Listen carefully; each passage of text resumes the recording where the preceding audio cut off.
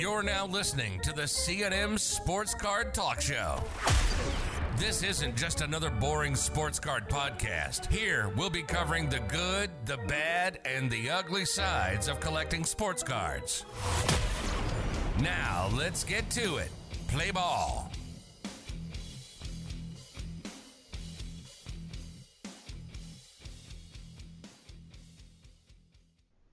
Hello and welcome to the first ever episode of C&M Sports Card Talk Show.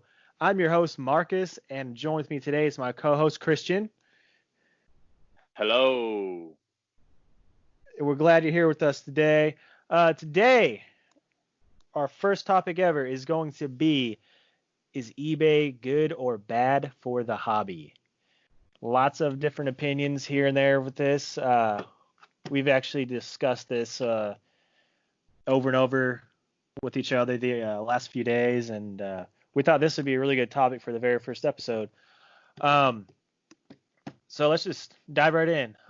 So Christian, how is buying and selling for you on eBay right now, or like how is it right now and also in the past, or as a whole for you?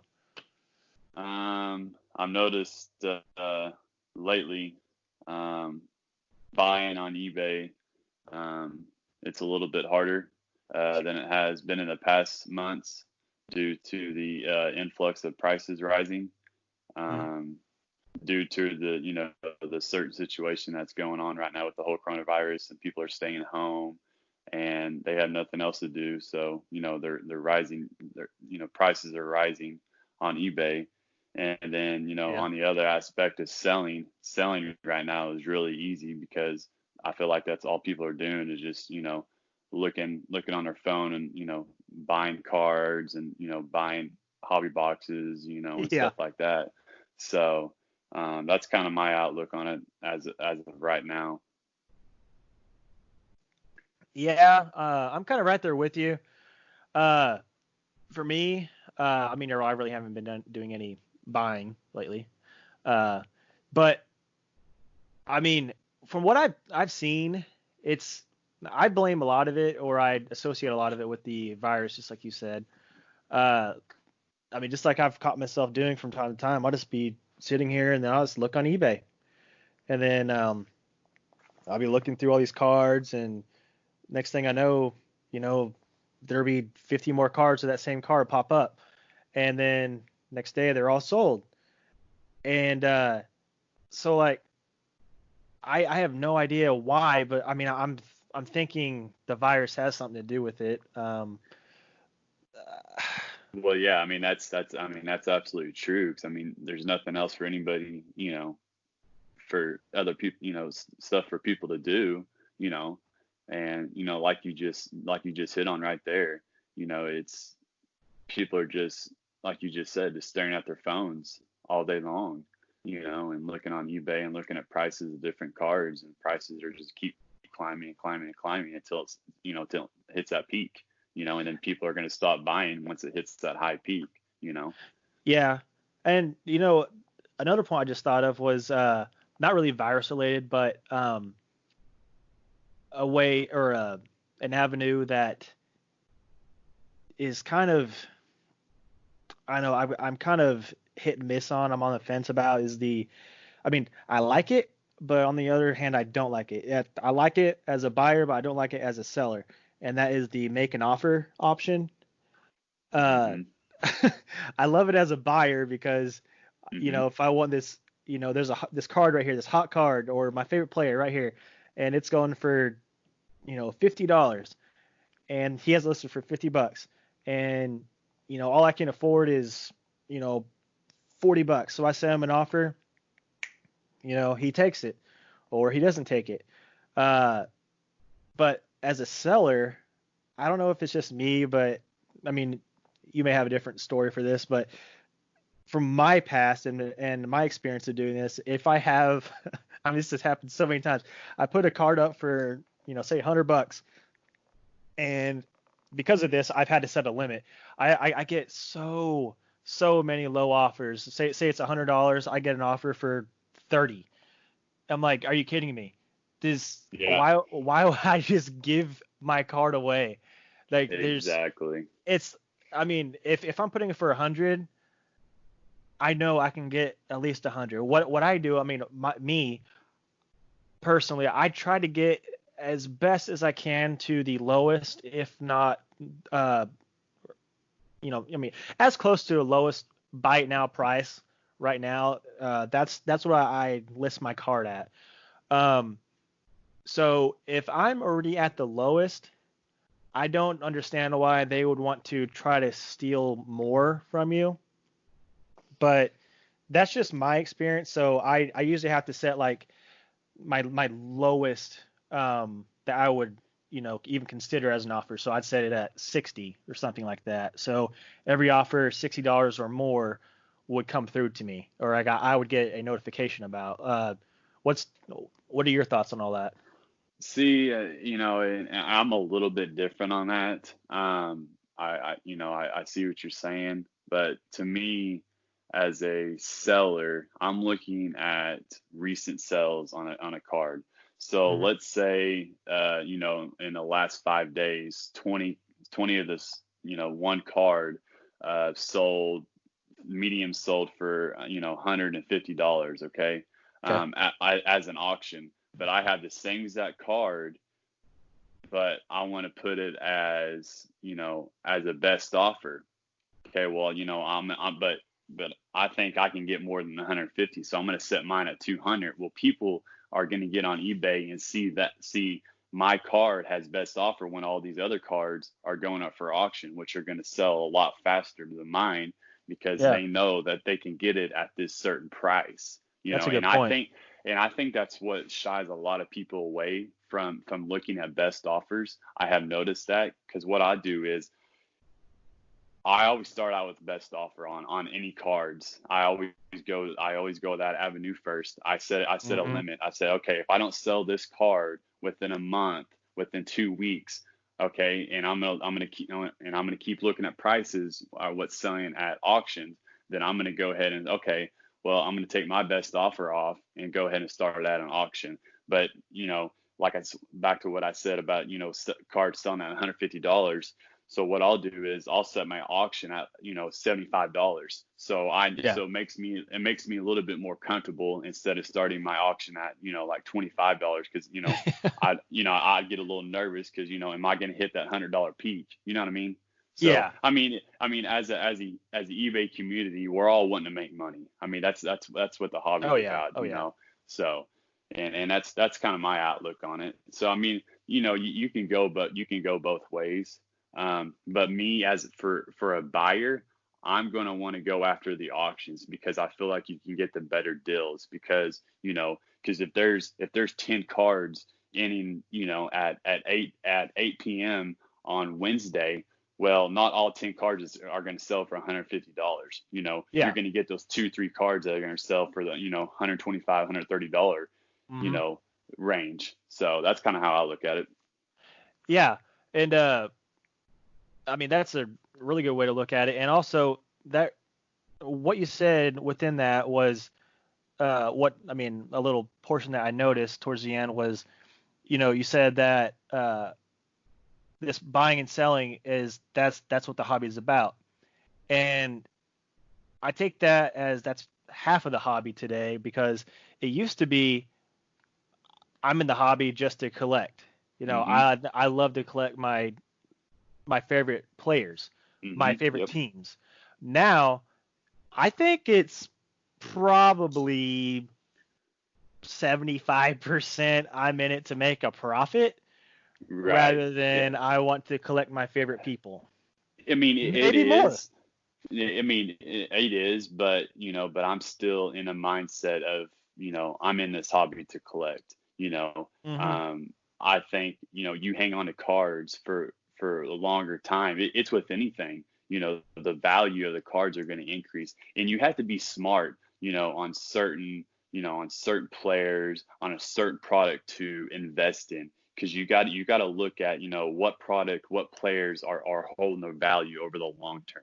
You know Oh what I'm yeah. saying? Of course, if you're a fan of a certain team, a certain player, you collect those players all day long. It doesn't matter the price of the card. Yeah. It's because you love that player and you love that team. you know. Mm-hmm. So, yeah, I mean, I totally agree with you. You know, probably 75 to 85% of the hobby now, like you just hit on, is, you know, is they're wanting to make a profit. It's not about collecting no more. No. It's about making it. It's about turning around and flipping the card. Is Yeah. exactly what it is. Yeah. It really is. I mean, I can tell you, like, right now, it really is. I mean, just with all my heart, I can tell you it's it's probably more towards 85%, just like you said, because whenever I started collecting, whenever I was little, I mean, I don't know how old I was, maybe between 8 and 10 years old. Uh, I had a lot of cards, a lot of baseball cards. That's really all I collected whenever I was that age was baseball. Um, and I remember one of the first complete sets I ever made was the 2003 Tops. Oh Um, yeah, yeah. and yeah, so so I had that, and I mean I remember looking back at those cards like, man, there's Mark Teixeira, and then there's all these other guys, and then when I got older, I was just like, oh wow, I remember I have that guy's rookie card. Uh, and then Yeah. I was like, man, this is sweet. And then I mean I can't tell you how many times I flipped through the binder. I mean back then I put them in the like the little 9 card plastic sleeves or Same like here. Yeah, yeah page yeah. yeah I mean I got the same thing. I got those out in my attic. The same exact thing as little binders. It's funny. yeah I mean I actually still have some of me in the tub over here, but I mean obviously now we know that's a no because that'll hurt the card over time. But Exactly. I guess I should take them out. But so yeah, so what the point I was getting at was back then I loved just to have the cards and just to flip through them and know that I can look at these guys even when baseball isn't playing. I can look at these cards and I'm like, man, this is so cool. I can still, you know, kind of. I mean, this kind of sounds crazy, but like as a little kid, I was always thinking like I can still have baseball like right here. I don't know if that sounds crazy or not, but uh, then when I got older, I mean, I started collecting football and some basketball, but not with like the love I had for baseball. But and then and then I had a big gap of years where I stopped, and that was like whenever I was in high school and college, and towards the end of college, before I graduated, that's when I started getting back into the hobby, and that's whenever, I mean, just those few years, I know I mean, it was just the biggest change in the hobby I've ever seen. Just staying out just for those few years, it was Yeah. I all mean, I saw was, oh man, it's just mind blowing. yeah. I mean, I totally agree. I mean, even within the last year, the hobby has changed so much. You know, Hmm. it's just crazy. You know, and it's funny that you hit on. You know, whenever you're younger, you know, you just looked at all your cards and you're like, wow, this is awesome. But now, you know, whenever I go out and buy hobby boxes or, you know, go buy, blaster boxes or whatever at retail, you know, I get all these other miscellaneous cards. I'm like, man, I don't want these. These have Yep. no value because you know, as a young kid, you just think all these baseball cards, wow, you know, this is awesome. But as you get older and you understand the hobby more, you're like, these cards have no value. You have to chase after these certain players, after this Yeah. certain product, you know. Hmm. So Yeah. I mean, I, I mean, this is just bringing back all these memories. Like, I would go back. I mean, just like you said, you're chasing these specific players, but back then, I would just love to have a complete set, and yep, I would just go exactly. through and look at every single player, even if it was a no-namer. I mean, obviously, I had names, but nobody cared about them. Sure, they average 220 a year or 230, whatever. Uh, Right. I mean, I'd still go through and be like, man, these cars are just amazing. I can look at them, I can look at their stats, their history. But then when I got back in the hobby, I found that there was so many new things. Like the first thing that came out to my mind was, whoa, Donruss made a comeback. Okay, Donruss is back.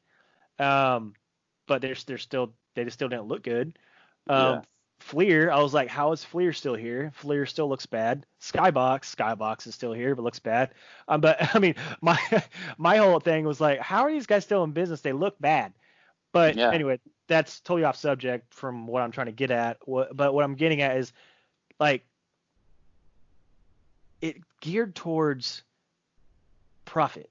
And the main thing that really stood out to me was if you looked on the back of the boxes, it lists like 50 different cards and how and what the odds are. So you have Mm-hmm. like you know serial number cards, all these color parallel cards, and all this and all that. I'm like, what happened to just having one card for each Exactly. player? I So if know. there was five brands, this guy would have 5 cards. Yep. Now say there's 10 brands, and now this guy could have 100 cards, and that just blows my mind. I mean, Yeah. I, Yeah, I know. It's crazy how much has changed. It's just it's just hard to, what card do you chase after of that player, because there's just mhm. so many of them, and what card of that player is going to hold the value over the long term, you know. Yeah, and once I started opening these packs, and I saw that you could get game used cards. I mean, I had some game used cards, but from back in the day, but I saw that they're getting more unique. They're like patches, like you can have like pinstripes included or parts of the logo included. And then I was thinking to myself, you know, how if it's changing this fast, there's got to be another catch to it. And then that's when I started kind of researching, and then I found out everybody is wanting to make money now and not Mhm. collect. And Yep. I mean, I wasn't in the mindset of making a profit at that point. Still, I was like, I want to pull some cards of Jeter, of Mariano Rivera. I mean, Randy Johnson. I mean, I think he was still back, still playing when I got back in the hobby. Uh, I mean, just random players. I mean, players that I liked. I mean, that's all I wanted to do. But then I started looking online and joining forums, and I saw that people are buying, selling, and trading cards Mhm. now. And I'm just like, how did it change this fast? I mean, I don't know. I mean, Yeah. you know, we're I know. I know. we're I know. I mean, I'm still on the fence a little bit about that. Whenever I pull, hits and stuff like that, to me, it has sentimental value because then, because I pulled that card, so that card means something to me, and it's hard for me to let go of it. I probably consider myself more of a collector, mhm. but I will buy certain products that I don't care too much to have, and I will look at that and I will try to chase those certain players to make a profit so I can take that profit and put it back into certain products or certain players that I want to Yeah, collect. yeah. So Yeah, and just like you hit on earlier, you said, some of these cards, you're going for that hit, and then once you get that hit, all the others are worthless. Um, exactly. I mean, I kind of think it was semi to that point back in the day too, but not too much. Like, whenever Barry Bonds was coming up and Mark McGuire, you get their rookie cards. I mean, and the rest had some value. I mean, according to like book value. Uh, but not to the extent of today. So like, I mean, I know we're going way off subject here, but I think we need to hit it. Is I remember whenever I was pulling some Bowman Chrome a few years ago, and I really wasn't looking into any of the prospects coming up or any rookies and whatnot. So I really didn't take that great a care of or pay that much attention to who I should keep, who I should throw away, or Mhm. things like that. And then just like we were talking about the other day, I remembered I had a Mike Trout Bowman Chrome rookie card, Oh my gosh. you Yeah, it's know, just yeah. and yeah, and then that made my heart, or not my heart, but my stomach just go. go out, and because you were like, look on eBay. And so I looked, and I think at that point the cheapest I could get it was like 240, 50, or 60. Yeah, I know. $240 just for that one card. And I'm like, I have no idea where that is, even if I have it, because those forums I was on whenever I got into it, they're saying like once you get these hits, like all the rest are worth it, so you can throw them away if you want, because like they're not going to be worth anything. And Yep. then there's very few people on there that said like, well, I actually keep them, so whenever like I actually keep them to either put around the big car whenever I ship it for added protection, or I just, send some extra commons, just as a thank you for the purchase, things like that. But, I mean, it just really, I made a lot of mistakes whenever I got back into the hobby because it changed so much, so much. Yep. Yeah, it's funny that you say that, because I've learned now just to hang on, even though you think that this player isn't going to make it, which 95% of the time these players aren't going to make it big time, but that 5% you just don't know. So Mm-hmm. it's anything. Any rookies out of pool, I keep him. Any Bowman Chrome first cards, I don't care if I know them or do know them. I'm hanging on to him because that card, Mm-hmm. it may be worth a couple bucks today, but heck, who's to say it can't be, worth, $200-300, in 5-6 years, just like the Mike Trout, card. So Yeah. Yeah. I mean, that's what I started doing after the fact. But so every, Bowman first or rookie card or anything like that, I would hold on to, and sometimes it would pay off for me, later on, but very very rarely, because I guess my luck or something, I don't know. I really never got any good polls. I had one. I forgot his name. He was the second baseman for the Brewers. I pulled his prospect. It was a Bowman. It was his Bowman first autograph. I believe he was a Dominican. I can't remember his name, but anyway, mhm. I just put that away because I looked up his value. I think it was only going for like $5 or $8. I'm like, just another no-namer. And then next year, I see this guy on the during the All-Star game, and I'm like, that name seems really familiar.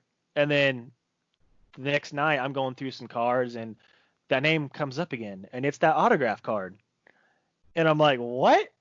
I actually Wow. got one? And so I looked it up, and his value, or the value of that card at that time, was $50. I was like, hey, I made something. But I didn't sell it or anything. I held on to it. Right. And I think I still have it, or I gave it away. I can't remember, honestly. And one quick point that we just touched on just a Yeah. second ago about Mike Trout. Mike Trout has changed his hobby. Oh, His yeah. his cards have increased in value so rapidly over the years that people are starting to realize, you know, um, when's the next Trout going to be?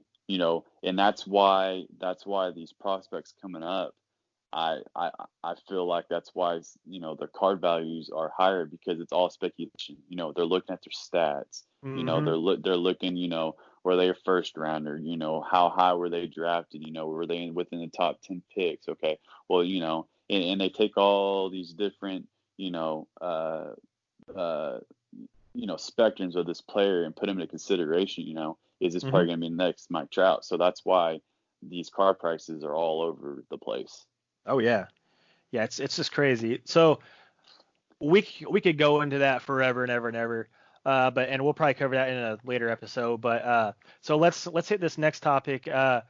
What do you think is the overall effect of eBay, in terms of the brick and mortar card shops? Like the card shops that you used to go to when we were little. We could go in there and touch and feel and just, sort your fingers through the cards, and you can just handle the cards. And you could. To me, it was just like going into like a A candy candy shop. shop. It was. Exactly. It really was. I loved it. Like I actually had a little, um like a little deal going on with my mom whenever I was playing basketball. I mean, I wasn't any good, but I said, hey mom, how many points I score each game? Can I have that many dollars to use at the card shop? And then she said yes. And then I actually still have this card up here. I actually scored 12 points. I have no idea how. I think I was just standing underneath the goal and they passed it to me. But so I scored 12 points. Mom gave me $12. We went to the card shop and I bought an Allen Iverson rookie card. And I don't know why Allen Iverson popped out to me. But he was right there as soon as I came in. I was like, man, I love watching him play. So I got that card, $12. I think my mom covered tax. I had no idea, no clue about tax at that time, obviously. But yeah. So what are your thoughts on how eBay affects brick and mortar card shops? Oh, I mean, absolutely. I mean, eBay is absolutely killing brick and mortar shops. I mean, everything is e-commerce now. Everything is online. We have these, amazing technology now on our cell phones. We have these apps. You can just, you can stay home and you can buy cards online and stuff instead of going, into the shop, and filling the card and looking at the, Mm-hmm. cards. It's a perfect example. Um, you know, around here there's only two card shops. I mean, you Oh yeah. know, yeah, it's just crazy how it's just how much eBay is taking away from these card shops. But in order for them to stay in business, they need to have an eBay shop, which the two card shops, that are local, they do have an eBay store, and that's what's keeping them afloat. Because if they didn't, I mean, there's no way they could survive. Oh yeah. So, but most definitely, if you're not a big time, big name card dealer, then there's no way you can survive Oh no. in this time and age. But for me, um, uh, I buy on eBay all day long. But for me, I don't. It's not as enjoyable as going to a card shop and looking at the cards and feeling them firsthand and look at them firsthand. You know, so and you're getting that card right then and there instead of waiting. Oh Three yeah. 3 to 7 days. To get the card in the mail, and you're wondering. Is my package damaged? Is my package going to go to the wrong address? Mm-hmm. So there's this all this uncertainty to whenever you're buying on eBay. But obviously, it's right here at our fingertips. Mm-hmm. So, and it's a lot more accessible for, a lot of, for a lot of consumers. Oh yeah. I loved going in there and just flipping through the boxes or looking at all the cards that are on stands in the big glass display case, and the ones that are sitting up on the shelves, and then you see boxes with packs and you're like, man, I want to open those packs, but I don't have that much money. But at the same time, you go up to a card in a shop now and you see the price, and Yep. then you now have the capability of pulling that handy dandy phone out of your pocket, opening up the eBay app, and seeing what you can get it for online. That's And funny. That's funny that you just said that, uh-huh. because I found myself doing that, going into a card shop. I'll look at a card, I'll get on eBay real quick, and I'll see what it's selling for on eBay. So if they have a card in the card shop selling for $50, but on eBay I can get it for $35, I'll shoot a price for $35 to them. Yeah. So so it's crazy. So I've even found myself guilty of doing that. So Oh yeah. I mean, whenever I went in there last, or to the car shop last, which is one here in town, I actually went out about probably a couple years ago now. I'm guessing maybe a year and a half. I can't really remember. Probably closer to 2. Anyway, I loved going in there. It brought back all those memories of going back in when you were little. But at the same time, just like you said, I can see this $50 card right here. Pull up my eBay app, 35. And I actually asked the owner. I was like, well, would you take any less for this? And then he said, well, I have to make a profit. And hmm he actually said, get this, he actually said that online sales are going to put him out of business. yeah, And and I and I was like, or sorry, and I said, I know. I honestly think you're right. Like, you probably are going to go out of business. I hate to say that because just like I did, I pulled out my phone and I compared prices right here in front of your face. And there's nothing you really can do about it because you, I mean, you don't have a website. You're a small business owner and you're literally relying on foot traffic coming in, buying a car, walking out. Whereas I can pull up on my, I mean, I can sit in my lazy boy at home, pull up my app, order a card, not have to lift, I mean, obviously I'm lifting my thumbs, but place my order, car comes in. I don't have to do anything. It's so convenient. But at the same time, you're helping put a small business owner, like his dream is going out the door because you just bought something online rather than from him. Exactly. For me, I'd rather support a small local card shop, but for consumers, probably, 75 to 85% of them, they're going to buy on eBay because they can get the cards cheaper than they can at a card shop. Mm-hmm. And I want to hit on a quick point that we just talked about a couple of minutes ago about going into the card shop and, seeing all these cool cards. Two cards that stood out to me, I mean, that I'm always going to remember. Um, I've seen them on eBay. A 52 mantle. I can look at those Yeah. all day on eBay. I got to see one in person. I mean, my Really? jaw dropped whenever I seen one in person. I mean, it was just unbelievable. I still haven't And seen one then in person.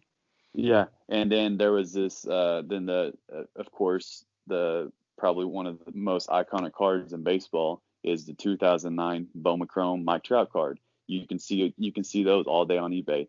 Sitting right next to the 52 mantle was an orange refractor of a Mike Trout 2009 Bowman Chrome card. I was like, wow, this is unbelievable. I'm sitting here looking at these two cards, and it just gave me chills. You're I'm looking at just a like, small wow. fortune right there. I'm like, wow, this is awesome, and seeing it. And for me, I would rather go to a card shop, but like I just said, 75 to 85% of people, they're not going to go to the card shop, because whenever I go to card shops, there's hardly anybody in there. Yeah.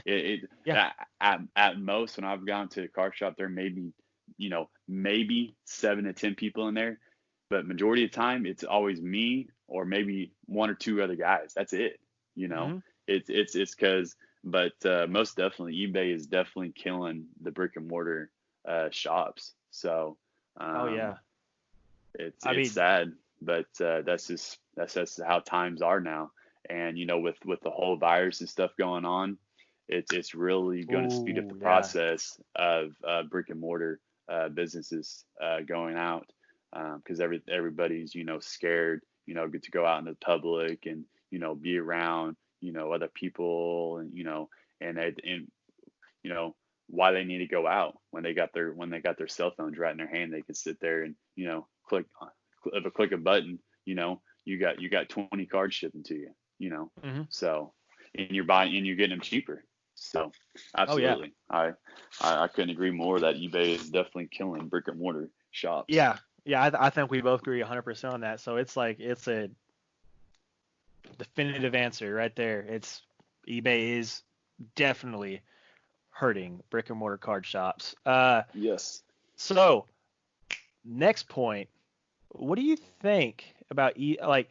Do you think eBay is influencing, like, is the major influence in the rise of prices on cards? Oh, I mean, absolutely.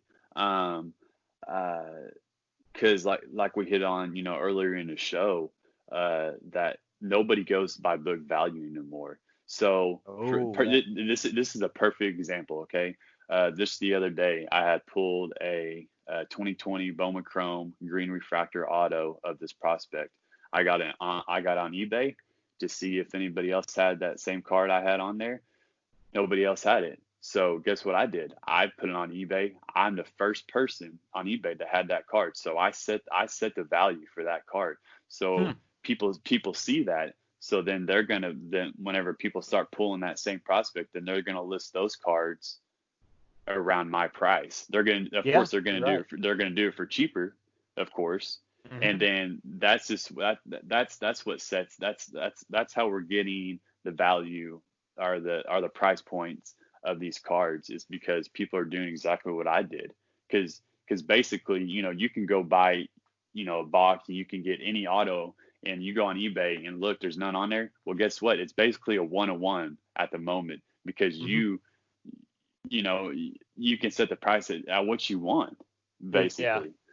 So, Oh, I mean, most definitely that eBay is for sure influencing, yeah. prices and stuff like that.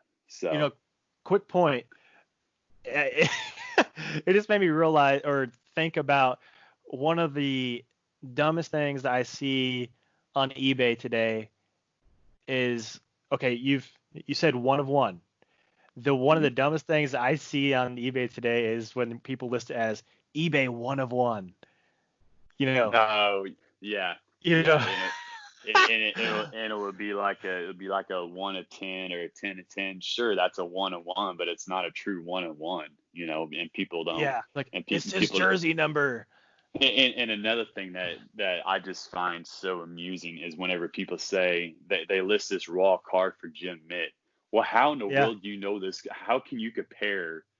Sure, you can look at a raw card and compare it to a PSA 10 or a Beckett 10, and sure, you can do that all day long. But Uh-huh. how do you know that it is a PSA or a Beckett 10? Because those companies are using unbelievable microscopes, and they can see any little speck on that card. You Oh know, yeah. I just find that assuming. I'm like, okay, so basically you're telling me that you're a professional grader, on eBay. This is Yeah. funny.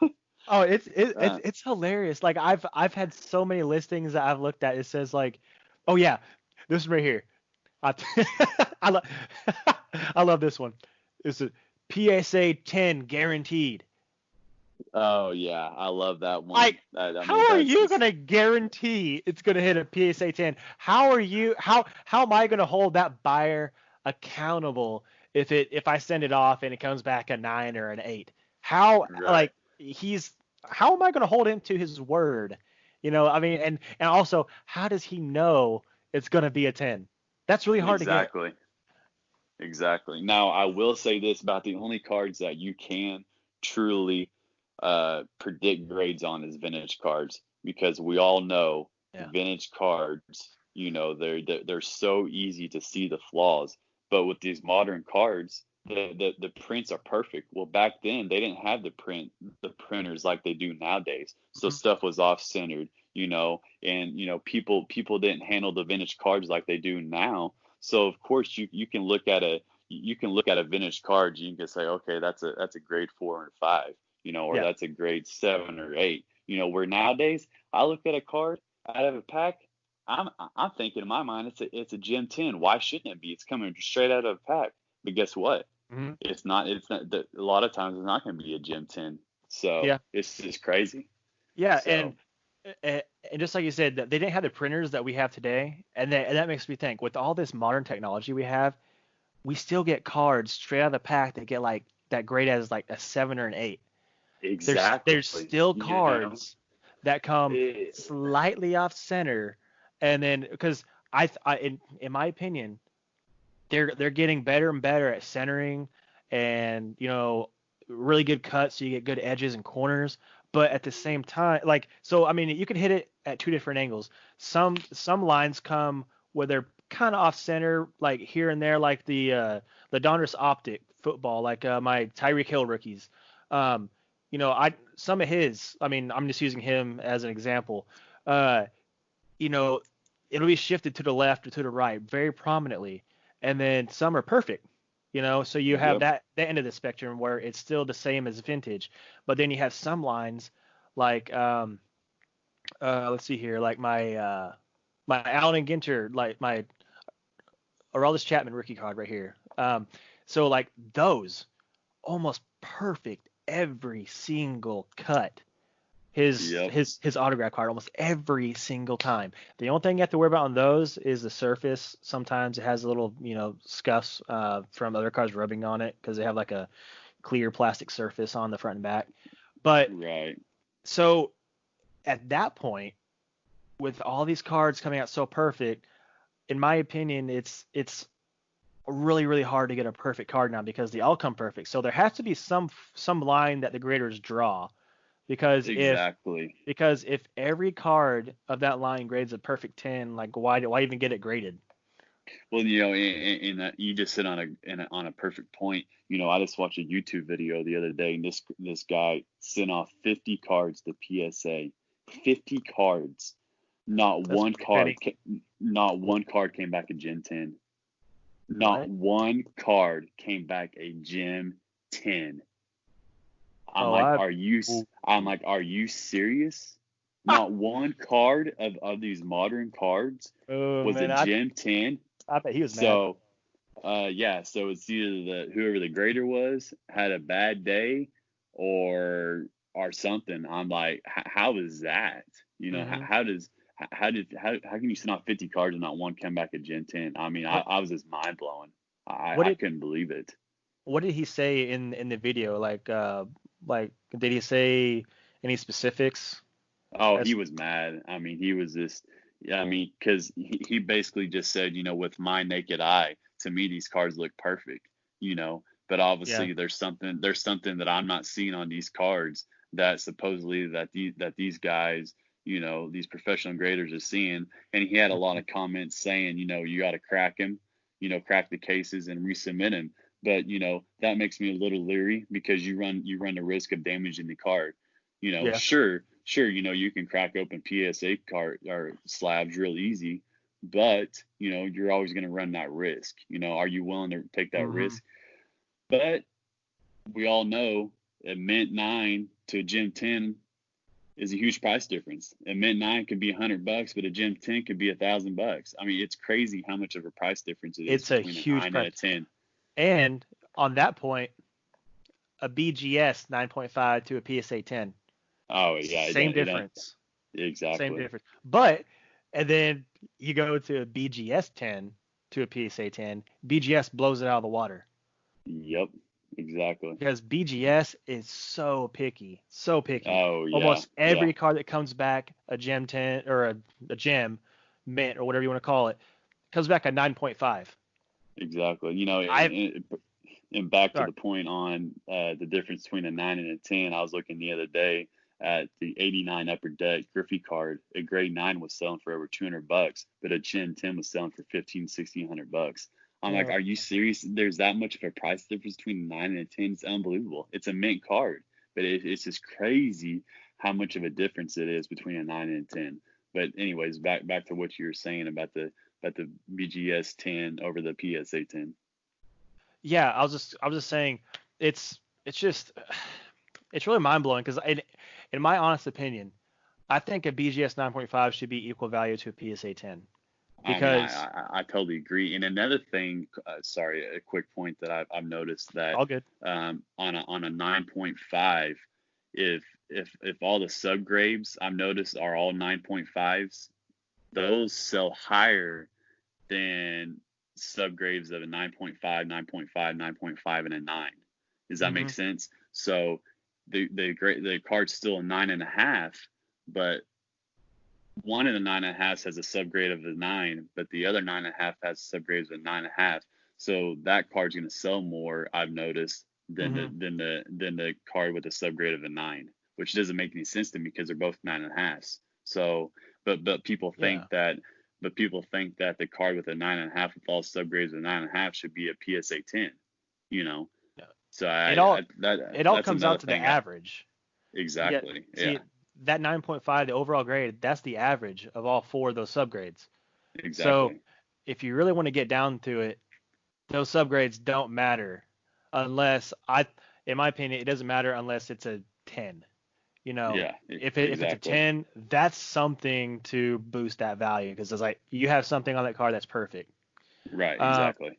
but also, I think, like I was saying earlier, I think a 9.5 should be equal to a BGS 9.5 equal to a PSA 10 because 9.5 is, I mean, that is BGS's basically perfect grade in Yeah. comparison to a PSA 10 because that's every card that comes back almost perfect 9.5.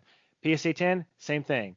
So whenever you see a BGS 10, that means, I mean, you That's have, just I I mean, mean, it's, it's immaculate. yeah, I mean, it's just it really is. there's not a speck of dust on the card. This is put in that perspective. Yeah, I So mean, there's literally almost nothing wrong with that card.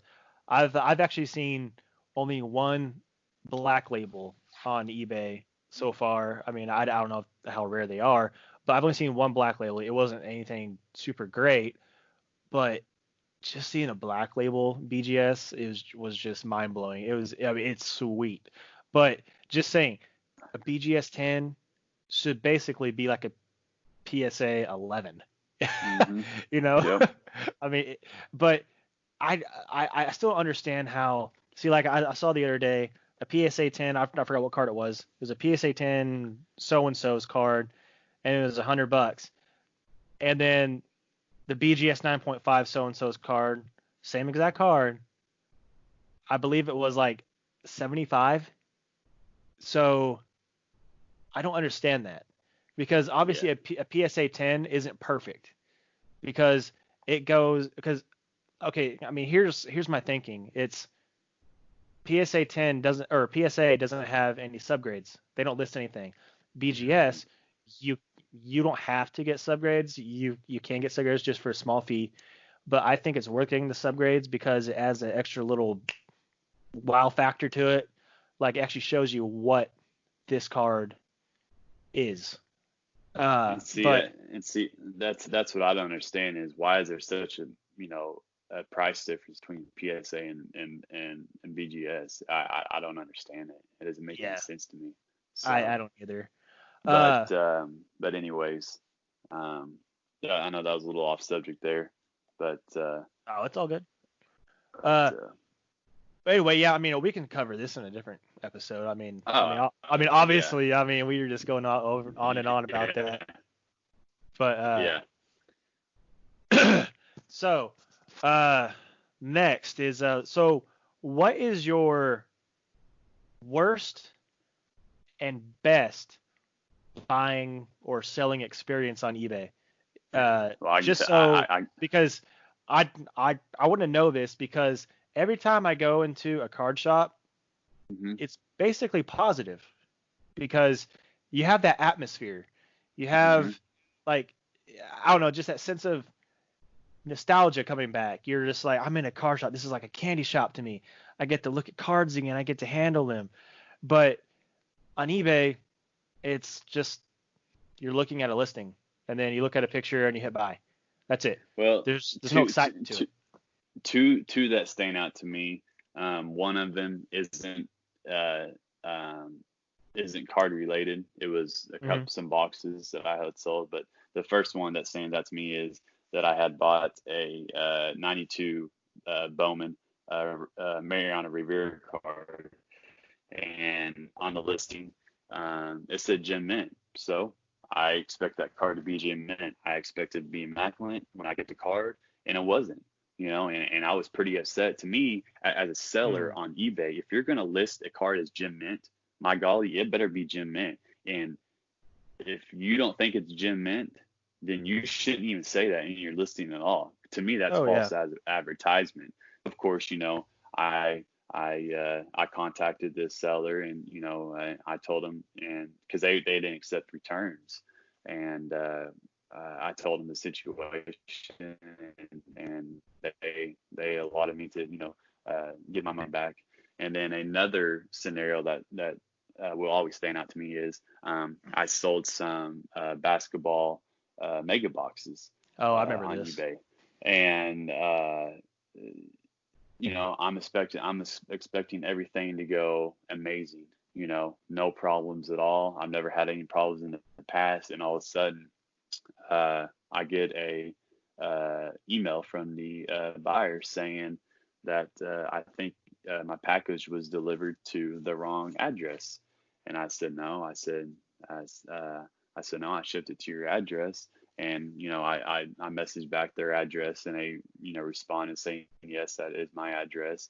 Well, I had contacted the post office, and basically the post office had screwed up.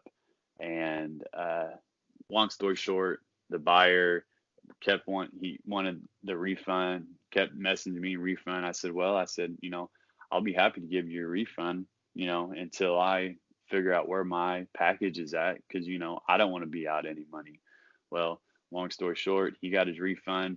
I never got my boxes. So basically, that is the downfall with eBay, because to be honest with you, now I'm nervous of selling boxes on eBay now instead of individual cards, because you're going to run into that problem of, is my package going to be damaged? Is my box? Because we all know how postal carriers, handle their product. It's just like it's just like UPS drivers. They come up to our front door and they just throw the box on the ground and run back to their truck. They have no they could care less, basically. And I found myself, I've kind of shied away from buying boxes and selling them on eBay just because, I ran into that problem. Now, a lot of people haven't ran into that problem, but me personally, I've had that problem, and it makes me a little nervous selling boxes, because I don't want to be out a lot of money, because that's money that I've lost. So those are my two biggest experiences on eBay. Okay. Yeah. I mean, I remember you telling me about that basketball thing. That just made me sick to my stomach, because I can't tell you how many times I've seen that on the forums I've been on over the years. People sending boxes or cards, and then the buyer says, "Hey, I never received it," or what I received was damaged, and so the seller would either be hey, yeah, I'll fix this for you, or there's nothing I can do about it. That's all the postal service. I mean, and this has happened the same thing on eBay with me in the past. I forgot what it was. It was an individual card, and when it came in, I don't know how, but the card came out of the top loader. He just put it in like a little bubble package. I just went blank on the word for it, but you know what I'm talking about, just the little one. The bubble, yellow one. Yeah. So, anyway, so he put it in there. He didn't even put like little piece of tape over the top loader or anything like that. It's just the card. He just threw it in there. And whenever it arrived, it was out of the top loader, and it was bent to get out. I mean, it was bad. And so I sent a picture of it to him. I said, hey, this is how it came. I'd like a refund. I can send it back to you. And he goes, that's not my fault. I sent the card in perfect condition, and so my obligation was fulfilled as soon as I sent that card. And I said, okay, yeah, I agree to a point, but yet you didn't secure that card to where it wouldn't get damaged. If it was, taped down, maybe had a little bubble wrap around it inside that package, it would have been perfect. Never would have been damaged. But he opened it up to damage, and he wouldn't refund me or anything. And another bad experience I had was one of the last cards I bought. It was that Chris Sale, that Allen Ginter rookie autograph of him. It was perfect. It looked perfect on the listing, and it said gem mint. It said gem mint on the listing, and I was just like, oh, great. And I mean, and the listing looked perfect. There was nothing, perfectly centered, edges, corners, boom, perfect. I didn't see any scratches or any light coming off any scratches or anything like that. So whenever it came in, I was so ecstatic. I opened it up. It came in a really scratched up magnetic top, like a magnet case, but I opened it up and I was just like, oh man, this is awesome. But then when I checked the surface, it was scratched so bad on the front and back. You know, it had that really thin plastic surface on the front and back of those cards. Um, and so I messaged the seller, no response. Messaged him again, no response. And so finally, I waited about a month, and I messaged him probably 3 or 4 times over that month. Nothing. So, I mean, I gave him a chance, um, and that was, I think, See, my first time putting negative feedback on somebody. see, that's another thing that eBay needs to you know up their game on. Um, I've ran into this problem before. I had some boxes on eBay, and the seller paid me and never. Or I'm sorry, the seller never paid me, and I messaged him. I gave him, a certain, because on eBay you have up to 3 days to pay. Well, I gave him a whole week. You know, they never paid, so I hated to do it, but I turn it over to eBay, and on eBay, whenever you get so many, negative feedback, you're kicked off eBay. And eBay they need to quit letting people, do that, take advantage of the system like that. If you're gonna buy something, click buy. I expect you to pay. Yeah, If you're not interested in buying it, don't waste my time. Because yeah, I'm thinking that I have an item sold. You know, and I want to hit, on the on your point that you had just said, on your Chris Sell card, it looked perfect in pictures, you know, and and as a buyer, what I do, if I'm spending a lot of money on a certain card, hmm I could care less if it looks perfect in pictures. I am messaging that seller Oh yeah, because I actually know that I you actually do that a lot. I'm actually at fault for not doing that as much as you do because you actually take precaution more than I do. because I want them to look at the card, because basically it's covering me. Because if they message me back and say corners are Mm, sharp, no mm, scratches on the card, centering looks good, they send it mm. to me, there is a ding corner, there's a scratch on the card, whatever it might be, eBay's going to have my back because I have proof of them telling me that this card is gem when it's really not. Even if Now they that don't yeah. accept returns, I will be able to return the card because eBay's going to have my back because I have all that proof. Now that is a good point. Like I had that completely slipped my mind to even bring that up. Yeah, so that is a really good idea to do that. Message the seller, get him to actually message you because those messages, just like emails, those are official. Exactly. So anything comes back, you have that to back you up. Yep. Yep. And I was going to say, you know, spinning it back over to the positive side, there's not really much you can say about positivity about eBay because you get what you get, you know, Hmm.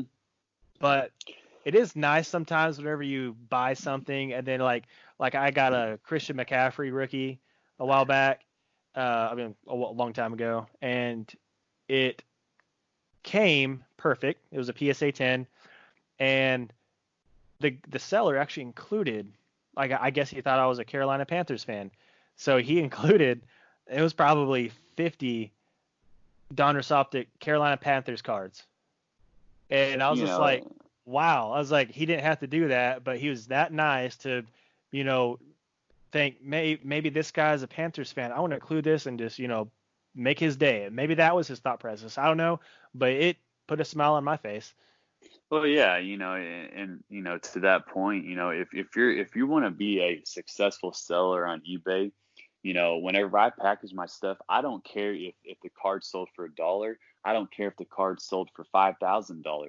Hmm I am basically packaging that card like it's going down the Amazon River.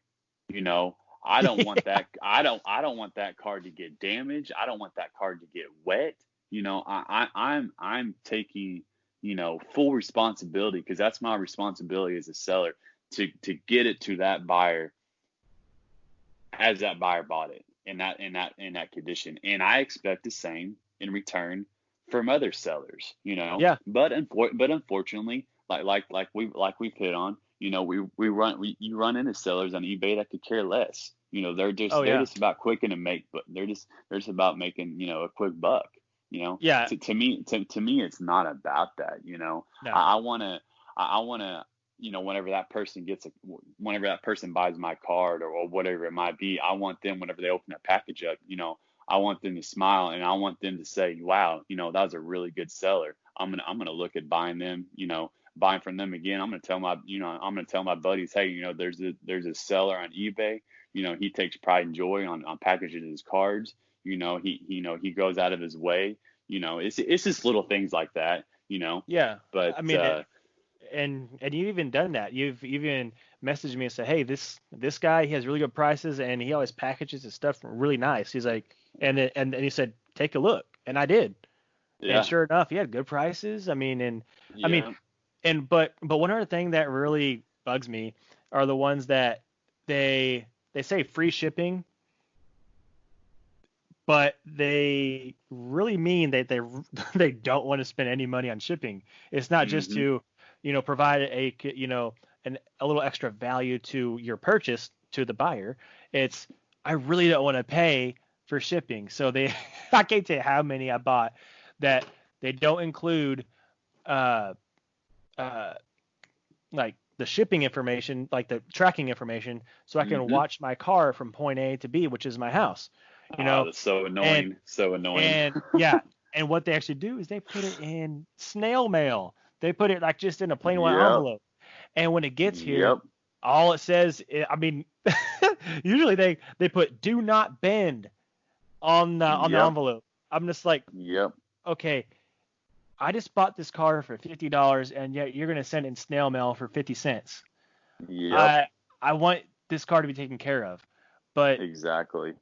I mean, and if it comes to my house in perfect condition, all great. I mean, I can overlook it. And every time it has, I don't know how, but somehow it comes fine. And I leave positive feedback. But it really, I mean, I had to fight that urge in the back of my mind to say, I want to leave neutral, because yeah, it was a great car, but you risked sending this card back or to me and damaging it. But I know that's not right. Uh, but Right. So basically, when it boils down to it, on all the topics that we hit, eBay um, is definitely ruining the hobby in a way. But yet again, um, it's bringing in a lot of revenue. it really is. Yeah. But um, you know, my conclusion on eBay is, to me, I wish it would go away. I think it would bring more life into the hobby. It'd be more Mhm. enjoyable because more people would look at book values, and prices would come down, and more people would be able to get into the hobby because Yeah. they're able to get these cars for cheaper. But I just want to touch on this real quick. It's just like on these 2020 Bowman hobby boxes, they're over $300, and you're getting one auto. I mean, that's in our paper cards. I mean, that to me is just ridiculous. And you can buy a jumbo box, you get three Ah, autos for over $600. It doesn't make any sense to me. it But doesn't. but yet again, eBay's is driving up these prices, and unfortunately, it is what it is, and eBay's not going away. Yeah. So, Gotta get that um, Jason Dominguez. yep, yeah, yeah. Jason Dominguez and not Bobby Witt. Yeah, Yeah. yep. But yeah, I mean, I think this is a good place to stop, and we're actually probably going to make this into a two-part episode. Oh Let's just yeah. call it a little series. So yeah, so the next episode is we're gonna hit the last half of this. Is eBay good or bad for the hobby? I think we've Okay. touched on some really good points so far, and we got some more to hit. But I think I think this is a good spot to stop, don't you? Yeah, I think it is. Yeah, I think it's a really good spot to All right. stop. So do you have any closing remarks? Thank you guys for listening. I hope you guys enjoyed the content that we covered today. Thanks for listening. Yeah, and same here. Glad you all joined. Hope you all come back for the next episode, and see you next time. And that's the ball game. Thanks for listening to the C&M Sports Card Talk Show. We want to hear from you. Reach out to us by email at cmsportscardtalkshow@gmail.com or on Twitter under the username CM Sports Show.